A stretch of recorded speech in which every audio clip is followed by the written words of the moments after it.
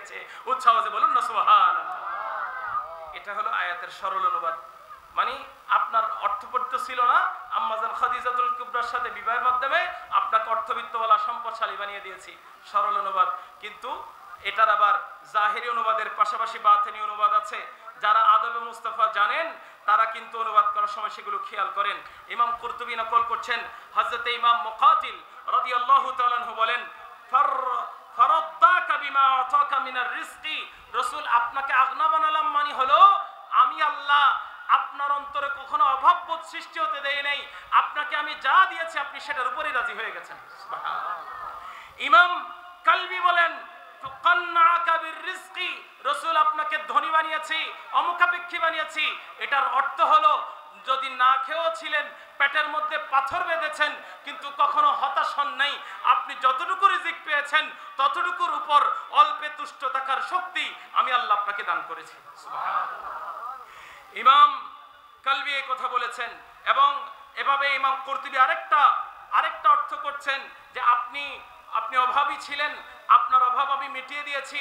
এটার আরেকটা অর্থ করেছেন, বড় সুন্দর, আপনাদের শুনলে ভালো লাগবে। ওয়া ওয়াজাদাকা ফাকিরাম মিনাল হুজাজি ওয়াল বারাহিন, আমি দেখলাম আপনি রাসূল উম্মতের কাছে আমি আল্লাহর প্রমাণ কিভাবে দিবেন, আমার দলিল কিভাবে দিবেন, এটার অভাব বোধ করছেন। আল্লাহ তোমার উম্মতের সামনে, তোমার বান্দার সামনে তোমার প্রমাণ কেমনে দিব, বারাহিন কেমনে দিব, কিভাবে প্রমাণ পেশ করব, আপনার প্রমাণ এবং দলিলের অভাব বোধ যখন আমি আল্লাহ দেখলাম, আমি আপনাকে মেরাজে সফর করে লিনুরিয়াকা মিন আয়াতিনাল কুবরা, আমার যত আয়াতে কুবরা আছে, বড় বড় নিদর্শন আছে, জান্নাত, জাহান্নাম, লৌহ কলম, যা কিছু আছে সব আপনাকে দেখিয়ে দিলাম। শুধু তা নয়, জান্নাত জাহান্নামের মালিক খোদাকেও আপনাকে দেখিয়ে দিলাম, যাতে উম্মতের সামনে আপনি প্রমাণ দিতে পারেন। আপনার যেন কোনো প্রমাণের অভাব, মানে স্বাভাবিক অর্থ হলো অর্থবিত্তের অভাব ছিল, আপনাকে অর্থবিত্ত দিয়েছি। আর বাতিনি অর্থ হলো আপনার কাছে আমি আল্লাহর প্রমাণ বান্দার কাছে দেওয়ার জন্য আপনি কি বললে উম্মত আপনার কথা বিশ্বাস করবে, আপনি সেটা নিয়ে চিন্তিত ছিলেন। আমি আপনার কাছে আমার যত গায়বী জগৎ আছে সব আপনার সামনে উন্মুক্ত করে দিয়ে উম্মতের সামনে প্রমাণ দেওয়ার জন্য আপনার ইলমকে আমি ভরপুর করে দিয়েছি। বলুন না সুবহানাল্লাহ। আল্লাহ আমার নবীকে তিনটা অতীত স্মরণ করিয়ে দিলেন। আলম ইয়াজিদিকা ইয়াতীমান ফাআওয়া, ইয়াতীম ছিলেন আপনাকে আশ্রয় দিয়েছি। ওয়াজাদাকা দাল্লান ফাহাদা, হেদায়েতের পথের প্রতি ভালোবাসা দেখেছি, আপনার মাধ্যমে জগতের বাসীকে উম্মতে মুহাম্মাদিকে আমি হেদায়েত দিয়েছি। ওয়াজাদাকা আইলান ফাআগনা, আপনার কাছে আমি দেখেছি আপনি রুবুবিয়তের প্রমাণ, উলুহিয়তের প্রমাণ দিতে চাচ্ছেন, আমি আপনাকে সেই প্রমাণগুলো আপনার চোখের সামনে প্রকাশ করে দিয়ে আপনার সেই অভাববোধ দূর করে দিয়েছি। বলুন না সুবহানাল্লাহ। আল্লাহ বলে ওই সমস্ত কঠিন কঠিন মুহূর্তে আমি যেই আল্লাহ আপনাকে ছাড়ি নাই, আপনার সাথে সম্পর্ক নষ্ট করি নাই, সেই আল্লাহ আপনাকে আজকে ছাড়বো, এটা কিভাবে সম্ভব? আমি আল্লাহর সাথে আপনার সম্পর্ক কখনো নষ্ট হওয়ার নয়, আপনার আর আমার সম্পর্ক ওয়ালাল আখিরাতু খায়রুল লাকা মিনাল উলা, পূর্ববর্তী মুহূর্তের তুলনায় পরবর্তী মুহূর্তে আমি আল্লাহ আর আপনার সম্পর্ক আরো বেশি গভীর হবে, আরো বেশি দৃঢ় হবে। আপনি রাসূলের দুশ্চিন্তার কোনো কারণ নাই। উচ্ছ্বাসে বলুন না সুবহানাল্লাহ। সালাতুন ইয়া রাসূলুল্লাহ আলাইকুম।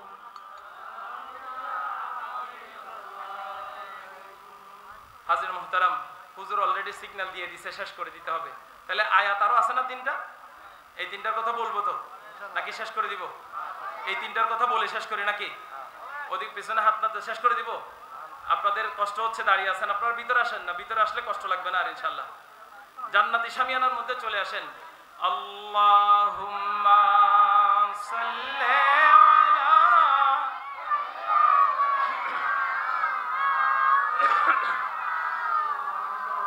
দুআলা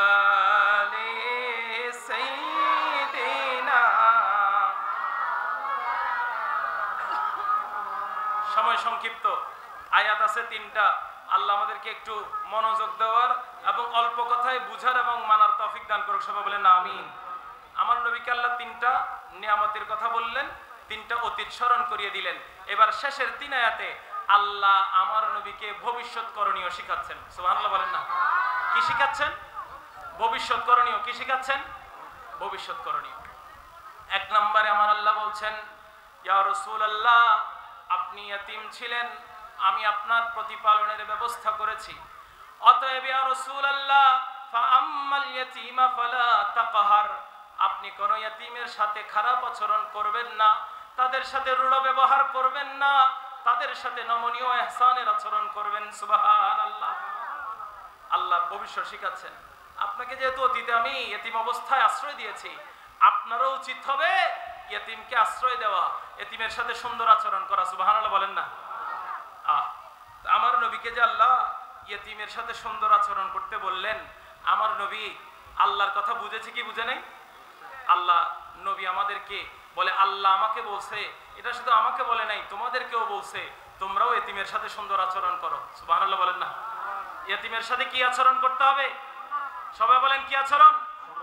সুন্দর আচরণ করতে হবে। আমার রাসূল করিম সাল্লাল্লাহু আলাইহি ওয়াসাল্লাম মুসলিম শরীফের 7359 নম্বর হাদিস, আল্লাহ রাসূল বলছেন, কাফিলুল ইয়াতীমি লাহু আও লিগাইরিহি আনা ওয়া হুয়া কাহাতাইনি ফিল জান্নাহ, যেই ব্যক্তি নিজের পরিবারের কোন ইয়তীম অথবা অন্য পরিবারের কোন ইয়তীমের অভিভাবকত্ব গ্রহণ করলো, ইয়তীমের দেখভাল করলো, তার খাবার দাবার, পড়াশোনা, কাপড় চোপড়ের ব্যবস্থা করে দিল, কিয়ামতের দিন আল্লাহ যখন জান্নাতে পাঠাবেন, ইয়তীমের দায়িত্ব গ্রহণকারী উম্মতরা আমি রাসূলের সাথে এইভাবে থাকবে। সুবহানাল্লাহ। এইভাবে রাসূল হাত দেখিয়েছেন। হাদিসের মধ্যে এসেছে, ওয়া আশারা বিসাবাবাতি ওয়াল বুসতা, মধ্যমা আঙ্গুল এবং শাহাদাত আঙ্গুল, এই দুই আঙ্গুলকে এইভাবে একত্রিত করে রাসূল দেখালেন, ইয়তীমের অভিভাবক আর আমি রাসূল জান্নাতে এইভাবে থাকবো। তাহলে ইয়তীমের প্রতি দায়িত্ব নিতে হবে কি হবে না? এখন বড় দুঃখের বিষয়, এটা বলতে লজ্জা লাগে, কারণ আমাদের মতো দাড়ি টুপিওয়ালারাই এটা করছে। ইয়তীমদের নামে মাদ্রাসা দিয়ে, ইয়তীমদের নামে বই ছাপিয়ে টাকা কালেকশন করে এগুলো অন্যায়ভাবে খরচ করে, এরকম হয় কি হয় না? এটা কি করা ঠিক হবে? এটা কি ইয়তীমের হক নষ্ট হয় না? এটা কি ইয়তীমের সাথে সুন্দর আচরণ হলো নাকি মন্দ আচরণ হলো? আমার আল্লাহ কি বলেন দেখেন, আল্লাযীনা ইয়াকুলুনা আমওয়ালাল ইয়াতামা যুলমান ইন্নামা ইয়াকুলুনা ফি বুতুনিহিম নারা।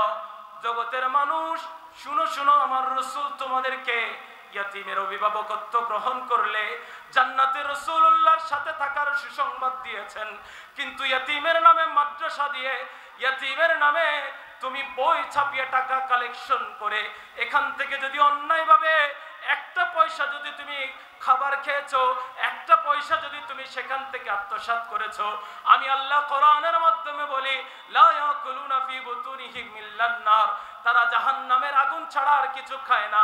সে যদিও দেখছে সে কোনো একটা খাবার খাচ্ছে, কিন্তু মূলত সে জাহান্নামের আগুন ভক্ষণ করছে। নাউযুবিল্লাহ। জাহান্নামের আগুন কি?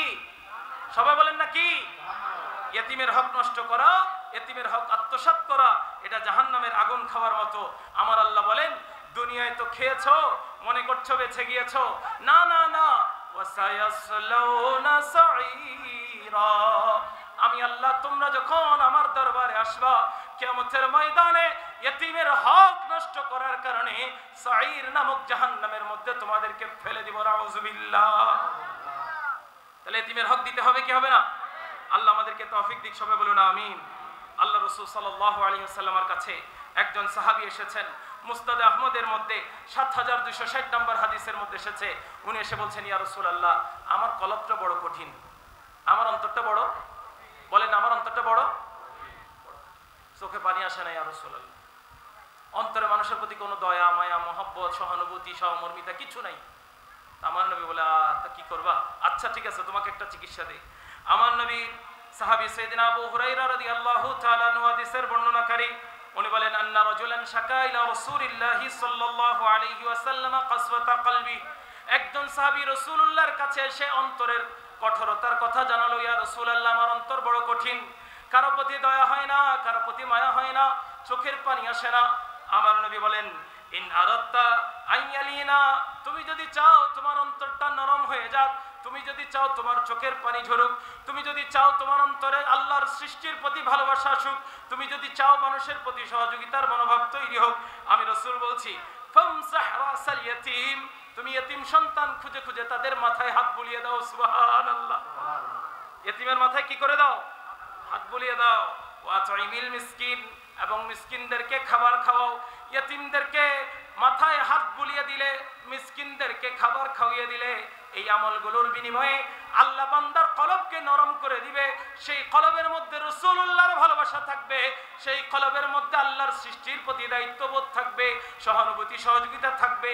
আল্লাহ আমাদেরকে রাসূলুল্লাহর উম্মত হিসাবে আল্লাহ কোরআনে যেই আদেশ করেছেন ইয়তিমের প্রতি সদয় হতে, রাসূলুল্লাহর উম্মত হিসাবে ইয়তিমদের প্রতি সদয় হওয়ার তৌফিক আল্লাহ দান করুক। সবাই বলেন না আমিন।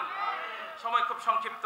এরপরে আল্লাহ রসুলকে আল্লাহ বলছেন ও আম্মা সাইলা ফালা তানহার, রসুল আপনাকে তো অতীত বর্ণনা করিয়ে দিয়েছি, অতএব এবার ভবিষ্যৎ করণীয় শিখেন। আপনি অভাবী ছিলেন, আমি অভাব দূর করেছি, অতএব আপনি নবীর যেহেতু কোনো অভাব নাই, আপনার কাছে কেউ চাইলে আপনি তাকে কখনো ধমক দিবেন না। সুবহানাল্লাহ বলেন না। ও আম্মা সাইলা ফালা তানহার, কোন ঝঞ্ঝাকারীকে, কোন তালাশকারীকে আপনি কখনো খালি হাতে ফেরত দেবেন না, ধমক দিয়ে তাড়িয়ে দেবেন না।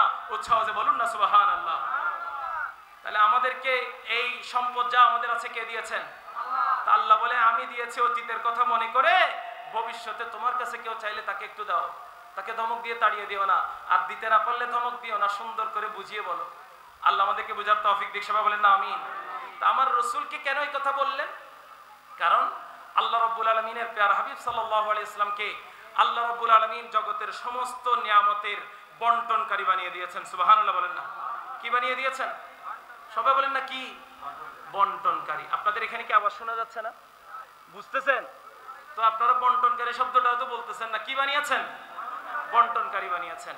আমার রাসূল পাক সাহেবুল আওলাদ সাল্লাল্লাহু আলাইহি ওয়াসাল্লাম বুখারীর 71 নম্বর হাদিসে বলেছেন, ইন্নামা আনা কাসিমুন ওয়াল্লাহু ইউতি।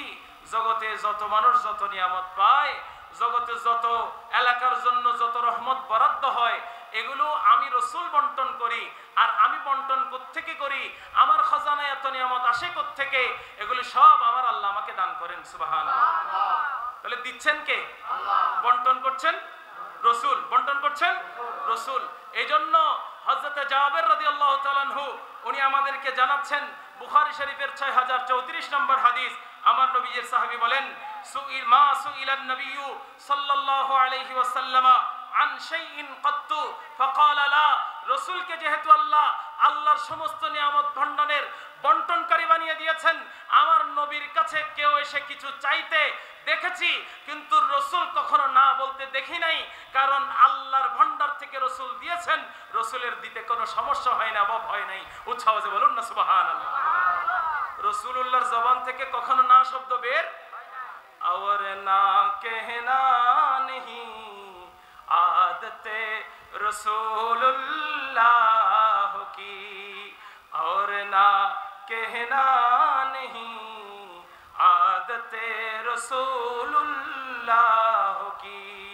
अर्श हक है मसनदे रिफ़अते रसूलुल्लाह की, देखनी है हशर में, देखनी है हशर में रिफ़अते रसूलुल्लाह की। सुबहानाल्लाह।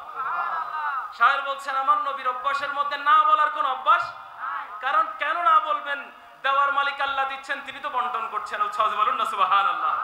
তাহলে আমার নবীকে যেহেতু আল্লাহ দিতে বলেছেন, আমরা রাসূলের উম্মত হিসেবেও আমাদের দেওয়ার অভ্যাস গড়ে তুলতে হবে, নেওয়ার অভ্যাস নয়। কিসের অভ্যাস? আল্লাহ কোরআনে বলছেন, ওয়ামান ইউকাশু হানাফসিহি ফাউলাইকা হুমুল মুফলিহুন। যারা পাওয়ার ভোগের আকাঙ্ক্ষা ত্যাগ করে, যারা বিলানোর ব্যবস্থা করে, যারা অন্তরের মধ্যে অভাব বোধ করে না, কৃপণতা বোধ করে না, দিতে হাত খুলে দিতে পারে, ফাউলাইকা হুমুল মুফলিহুন, এরা আমার সফল কাম বান্দা। সুবহানাল্লাহ। তাওয়াজে বলেন না সুবহানাল্লাহ। তাহলে রাসূলুল্লাহ দিয়েছেন, আমরা উম্মতে রাসূল হিসেবেও আমাদেরকেও দেওয়ার চেষ্টা করতে হবে। আল্লাহ আমাদেরকে দেওয়ার মানসিকতা এবং দেওয়ার ক্ষমতা দান করুক। সবাই বলেন না আমিন। আখিরি আয়াত, কথা শেষ। ওয়া আম্মা বিনিআমাতি রাব্বিকা ফাহাদ্দিস। আল্লাহ বলেন, রাসূল অতীতের কথা স্মরণ করিয়ে দিলাম, এবার ভবিষ্যৎ করণীয়। রাসূল আপনার জীবনে আমার কত নিয়ামত, আপনাকে বলছি আমি আপনার সাথে সম্পর্ক রক্ষা করেছি, ভঙ্গ করি নাই। আপনাকে বলেছি আপনার পূর্ববর্তী সময় থেকে পরবর্তী সময় আরো আলা হবে, আরো উত্তম হবে, আরো কল্যাণকর হবে, আরো বরকতময় হবে, আরো আজমতওয়ালা হবে, আরো রিফাতওয়ালা হবে। আপনাকে বলেছি আপনার যা দরকার তা দিয়ে আপনাকে রাজি করব। অতএব রাসূল, আপনার জীবনে যখন আমি আল্লাহর এত নিয়ামত আমি আপনাকে শিখিয়ে দিচ্ছি, আপনি একটু উম্মতের কাছে, জগতের মানুষের কাছে আমি আল্লাহর নিয়ামতের কথা প্রচার করুন। উচ্ছ্বাসে বলুন না সুবহানাল্লাহ। আমাদের জীবনে আল্লাহর নিয়ামত আছে না নাই? এই নিয়ামতগুলো গোপন করা যাবে না, মানুষের কাছে বলতে হবে, আপনাকে বলতে হবে। যেমন আমি আজকে বলছি, আপনাদেরকে মনে রাখবেন, এই কোরআনুল কারীমের কথাগুলো আপনাদের সামনে বলছি, এটা আমার কোনো কৃতিত্ব নয়, আমার আল্লাহ আমার রাসূলুল্লাহর সদকায়ে আমার জবানকে যোগ্য করেছেন, আমার জবানের মধ্যে সে তৌফিক দিয়েছেন। আমি বলছি কারণ এটা আমার আল্লাহর দয়ার মাধ্যমে আমি বলতে পারছি। কোন হুজুরের এমন কোন শক্তি নাই, আল্লাহ না চাইলেও সে আল্লাহর কোরআনের কথা বলতে পারবে। এটা কার দান? সবাই বলেন কার দান? এভাবে আমার আল্লাহ আমাদেরকে শিখাচ্ছেন, তোমার জীবনে আমার যে নিয়ামতগুলো আছে এগুলো মানুষের সামনে প্রচার করো, মানুষের সামনে বলো। মানুষ যেন এটা মনে না করে তুমি কষ্ট করে এটা অর্জন করেছো, মানুষ যেন এটা বুঝে কষ্ট করেছে বান্দা সেটা যেমন সত্য, আল্লাহ না চাইলে কেউ কিছু পেতে পারে। বলেন না, আল্লাহ না চাইলে কেউ কিছু পেতে। সেজন্য নামাজের সালাম ফিরানোর পরে আমার রাসূল আমাদেরকে একটা দোয়া শিখিয়েছেন। নামাজের কি ফিরানোর পরে? সালাম ফিরানোর পরে। সেখানে আমার রাসূল করিম আমাদেরকে শেখাচ্ছেন যে আপনি আল্লাহ দিলে কেউ বাধা দিতে পারে, আবার আপনি আল্লাহ দিতে না চাইলে কেউ দিতে পারে না। তো আল্লাহ দিয়েছেন এই বিশ্বাস অন্তরে লালন করে মানুষের সামনে আল্লাহ আমাকে নিয়ামত দিয়েছেন এটা বলা, এটা নিজের অহংকার থেকে মুক্তি পাওয়ার একটা মাধ্যম আল্লাহ আমাদেরকে শিখিয়েছেন। আল্লাহ আমাদেরকে আমল করার তৌফিক দান করুক, সবাই বলেন আমিন। হাজী মুহতারাম, আল্লাহ রাসূল সাল্লাল্লাহু আলাইহি ওয়াসাল্লাম মুসনাদ আহমদের মধ্যে 18543, আমি 2 মিনিট কথা বলবো। আর কয় মিনিট? 2 মিনিট। 43 হয়েছে, 45 শেষ করব, কারণ আমরা 12টার মধ্যে সবকিছু শেষ করার একটা পরিকল্পনা আমাদেরকে ওনারা জানিয়েছেন। আমার নবী বলছেন, মান লাম ইয়াশকুরিল কালিল লাম ইয়াশকুরিল কাসীর। উম্মত, তুমি যদি আল্লাহ যখন তোমাকে কম দিছে তখন যদি শুকরিয়া না করো, বেশি দিলেও তুমি শুকরগুজার বান্দা হতে পারবা না। নাউজুবিল্লাহ বলেন না। তার মানে আল্লাহ যা দিয়েছেন ততটুকুর উপর আল্লাহর কৃতজ্ঞতা জ্ঞাপন করতে, শুকরিয়া জ্ঞাপন করতে হবে। 2, আমার নবী বলছেন, ওয়ামান লাম ইয়াশকুরিন নাস লাম ইয়াশকুরিল্লাহ আযজা ওয়া জাল্লা। তুমি যদি তোমাকে দুনিয়ার মানুষ যারা সহযোগিতা করেছে এদের জন্য যদি শুকরগুজারি করতে না পারো, আল্লাহর কাছে একজন কৃতজ্ঞ বান্দা হতে পারবা না। আল্লাহর কাছে কৃতজ্ঞ হতে হলে যেই সব বান্দাদের অবদান তোমার জীবনে আছে তাদের প্রতিও কৃতজ্ঞ হতে হবে। বান্দার কৃতজ্ঞ না হলে আল্লাহর কৃতজ্ঞ হওয়া যায় না। 3 নম্বরে আমার নবী বলছেন, ওয়াত্তাহাদ্দুসু বিনি'মাতিল্লাহি শুকরুন। বান্দা, তুমি যদি একজন আল্লাহর বান্দা হিসেবে মানুষের কাছে বলো আমাকে আল্লাহ এই নিয়ামত দিয়েছেন, আমাকে আল্লাহ এই নিয়ামত দিয়েছেন, এই বলাটার মধ্যেই তোমার শুকরিয়া আদায় হয়ে যাবে। আর ওয়াতারকুহা কুফরুন, আল্লাহ নিয়ামত দিয়েছেন কিন্তু তুমি সেটা মানুষের কাছে বলছো না, গোপন করছো, এটা কুফরি হবে। কারণ আল্লাহ আদেশ করেছেন আল্লাহর নিয়ামতের কথা মানুষের সামনে প্রচার করার জন্য। আল্লাহ আমাদেরকে কুফরি থেকে বাঁচাক, সবাই বলেন না আমিন। আমরা যেন আল্লাহর কোরআনের এই সূরার শিক্ষা বাস্তব জীবনে আমরা প্রয়োগ করতে পারি, রাসূলুল্লাহর শানমান বুঝতে পারি, রাসূলুল্লাহকে যেভাবে আল্লাহ অতীত স্মরণ করিয়ে দিয়ে ভবিষ্যৎ কর্ম পরিকল্পনা দিয়েছেন, আমরাও যেন কখন আমাদের অতীত ভুলে না যাই, ভবিষ্যতে যেন আমরা অতীতকে স্মরণ করে সুন্দর কাজ করতে পারি। এবং কোরআনের এই সূরার যে শিক্ষা, ইয়েতিমের সাথে সুন্দর আচরণ, ঝাঞ্ঝাকারীকে দেওয়া, দিতে না পারলে সুন্দর ভাষায় বিদায় করা এবং আল্লাহর নিয়ামতের বর্ণনা করা, আল্লাহ আমাদেরকে সমস্ত শিক্ষাগুলো বাস্তব জীবনে আমল করার তৌফিক দান করুক, সবাই বলুন আমিন। যা কিছু কথা বললাম শুনলাম আমাদেরকে বুঝার এবং আমল করার তৌফিক দান করুক, সবাই বলুন আমিন। ওয়া মা আলাইনা ইল্লাল বালাগ। আসসালামু আলাইকুম ওয়া রাহমাতুল্লাহি তাআলা ওয়া বারাকাতুহু।